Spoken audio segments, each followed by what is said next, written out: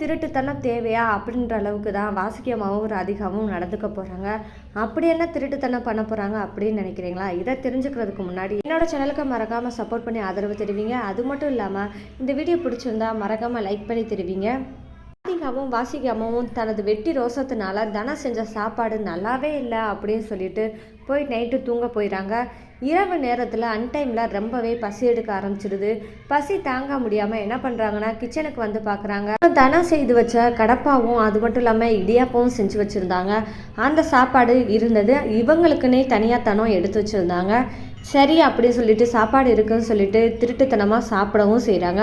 அந்த இடத்துல தான் கடப்பா குறையுது அப்படின்னு சொல்லிட்டு என்ன பண்ணலாம் அப்படின்னு தோணும் போது தான் வாசிகமாக ஒரு ஐடியா சொல்கிறாங்க. என்ன சொல்கிறாங்கன்னா தண்ணி ஊற்றினா கண்டுபிடிக்க முடியாது அப்படின்னு சொல்லிட்டு ஐடியா கொடுக்கும். ராதிகாவும் என்ன பண்ணுறாங்கன்னா தண்ணியை ஊற்றிட்டாங்க அந்த கடப்பால். இப்போ தான் ராதிகா கேட்குறாங்க, அத்தை தண்ணி ஊற்றி வச்சுருந்தா கண்டுபிடிச்சிட மாட்டாங்களா அப்படின்னு சொல்லவும் வாசியம்மா அதெல்லாம் கண்டுபிடிக்க மாட்டாங்க அப்படின்னு சொல்லிட்டு சாப்பிட்டுட்டு இருக்காங்க. அந்த சமயத்தில் தான் தனம் என்ன செய்கிறாங்கன்னா ரூமை விட்டு வெளியே வராங்க. ரூமை விட்டு வெளியே வரதை பார்த்த ராதிகா எச்சரிக்கையாகி அவங்க அத்தைகிட்ட சொல்ல போகிறாங்க, அத்தை வேமா சாப்பிடுங்க. அது மட்டும் இல்லாமல் தனம் இந்த இடத்துல வந்து பார்த்தாங்கன்னா நம்மளுக்கு ரொம்பவே கேவலமாக போயிடும் அப்படின்னு சொல்லிட்டு ராதிகா சொல்ல போகிறாங்க. அதை கேட்ட வாசிகமும் ஆமாம் உண்மைதான் அப்படின்னு சொல்லிட்டு சரி வா கிளம்பலாம் அப்படின்னு சொல்லிட்டு கிளம்ப போகிறாங்க. தான் லைட்டெல்லாம் ஆஃப் பண்ணிவிட்டு ஒளிஞ்சுக்கிறாங்க கிச்சனுக்குள்ளேயே. ஏன்னா தனம் வெளியே வந்துட்டாங்க, நம்ம கிச்சன்லேருந்து வெளியே போனால் கொஞ்சம் சந்தேகப்படுவாங்க அப்படின்னு யோசிச்சுக்கிட்டு கிச்சனுக்குள்ளேயே ஒளிஞ்சுக்கிறாங்க. இவங்க 2 பேருமே கிச்சனுக்குள்ளே ஒளிஞ்சிருக்கதை கண்டிப்பாக தனம் பார்த்துருவாங்க. பார்த்தாலுமே எந்த ரியாக்ஷனும் கொடுக்காம தான் போகிறாங்க. ஏன்னா எப்படியாவது வாசிக்காம சாப்பிட்டா போதும் அப்படின்ற எண்ணத்தில் தான் தனம் போயிடுவாங்க.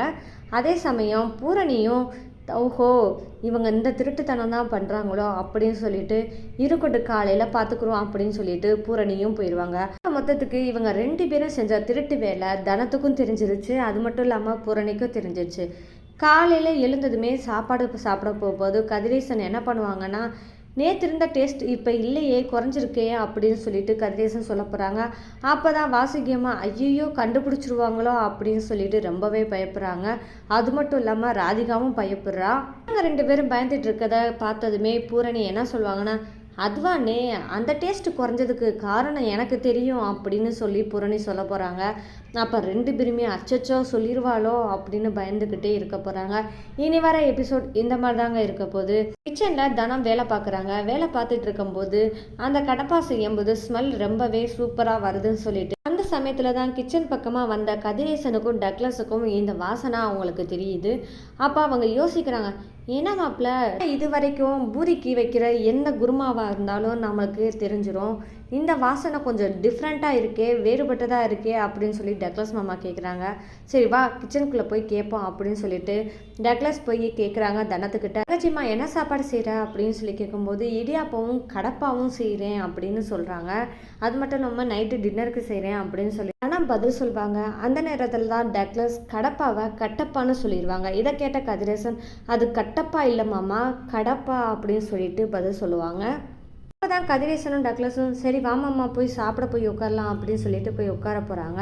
அப்போ தனா என்ன பண்ணுறாங்கன்னா தன்னோட வேலையெல்லாம் முடிச்சுட்டு எல்லா சாப்பாடையும் எடுத்து வச்சுறாங்க. அப்போ தான் கதிரேசன் தன்னோட அம்மாவை பார்த்துறாங்க. பார்த்ததுமே அம்மா இன்னைக்கு தனா கொஞ்சம் டிஃப்ரெண்ட்டாக செஞ்சுருக்காங்கம்மா, எனக்கு தெரியாத டிஷ்ஷெல்லாம் செய்கிறாங்க, கொஞ்சம் டேஸ்ட் பண்ணி தான் பாருங்கள் அப்படின்னு சொல்லிட்டு வாசியம்மாட்ட கதிரேசன் சொல்கிறத கேட்டதுமே தன்னோட மகனுக்காக உட்காருவோம் சொல்லிட்டு உட்காராங்க. அந்த நேரத்தில் தான் பாயசமாக உட்காந்து சாப்பாடை சாப்பிட ஆரம்பிக்கிறாங்க. அது மட்டும் இல்லாமல் அந்த நேரத்தில் கதிரேசன் தனத்தை ரொம்பவே புகழ்கிறாரு. தான் சொல்கிறாங்க இந்த கடப்பா எப்படி செய்கிறதுன்னு கொஞ்சம் எங்களுக்கும் சொல்லிக் கொடுங்க, நம்ம ஹோட்டலை டெவலப் பண்ணிடலாம் அப்படின்னு சொல்லிட்டு சொல்லவுமே வாசி அம்மாவுக்கு ரொம்பவே கடுப்பாகி போயிடுது.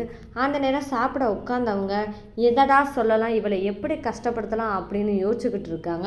அந்த சமயத்தில் அவங்க சாப்பாடை வாயில் வைக்காமல் என்ன சொல்கிறாங்கன்னா இதில் உருளைக்கிழங்கு போட்டு சமைச்சியா அப்படின்னு சொல்லிட்டு கேட்குறாங்க வாசிகம்மா. அதுக்கு தானே ஆமத்தை அப்படின்னு சொல்கிறாங்க.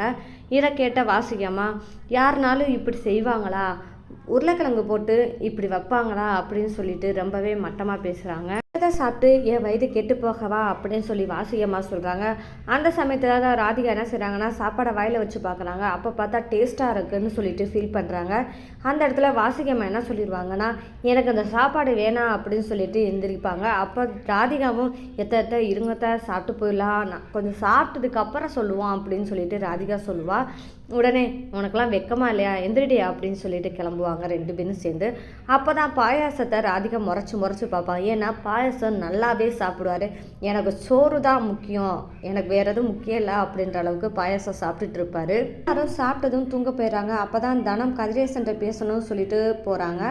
அப்போ என்ன சொல்ல வராங்கன்னா, தனம் ஏற்கனவே ருக்மணி அம்மா மரகதா இவங்க 3 பேரும் சேர்ந்து போய் பிரவேசம் பண்ணுறதுக்காக பத்திரிக்கையை பார்க்க போனோம் அப்படின்னு சொல்லிடுவாங்க. அது மட்டும் இல்லாமல் செலக்ட் பண்ணியாச்சு, நாளைக்கு ரெடி ஆயிரும் அப்படின்னு சொல்லியிருக்காங்க அப்படின்னு சொல்லி தனம் கதிரேசன் சொல்லுவாங்க. அப்போது இந்த விஷயத்த கண்டிப்பாக வீட்டில் எல்லாருக்கிட்டேயும் சொல்லணும், அதனால் நீங்கள் சொல்லிடுங்க அப்படின்னு சொல்கிறாங்க.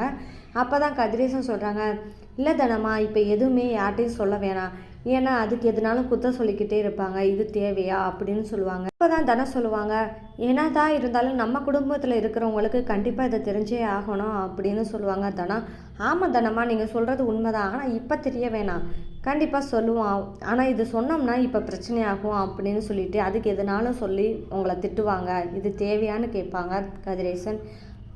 ரூம்குள்ளே வர்றதுக்கு முன்னாடியே கதிரேசன் தனத்தை பார்த்ததுமே, எப்படி தனமா இவ்வளோ இதையும் கற்று வச்சுருக்கீங்க, அது மட்டும் இல்லாமல் டிஃப்ரெண்ட்டாக சமைக்கிறீங்க, உங்களுக்குள்ளே நிறையா இருக்குது, ஆட்டோ ஓட்டுறீங்க, வீட்டு வேலையை எல்லாத்தையும் பார்த்துறீங்க, சமையலை டிஃப்ரெண்ட்டாக செய்கிறீங்க, உங்களுக்கு தெரியாதது எதுவும் கிடையாது போலையே அப்படின்ற அளவுக்கு பாராட்டுறாரு கதிரேசன்.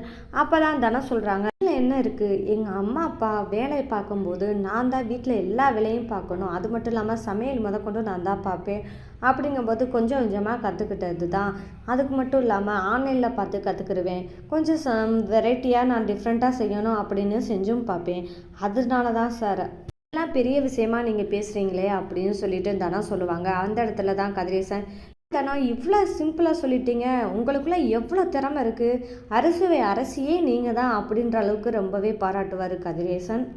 எபிசோடு இந்த மாதிரி தாங்க போச்சு. இந்த மாதிரி சுவாரஸ்யமான நிகழ்வெல்லாம் நீங்கள் தெரிஞ்சுக்கணும்னா என்னோட சேனலை மறக்காமல் சப்போர்ட் பண்ணி ஆதரவு தெரிவிங்க. மீண்டும் சந்திப்போம்.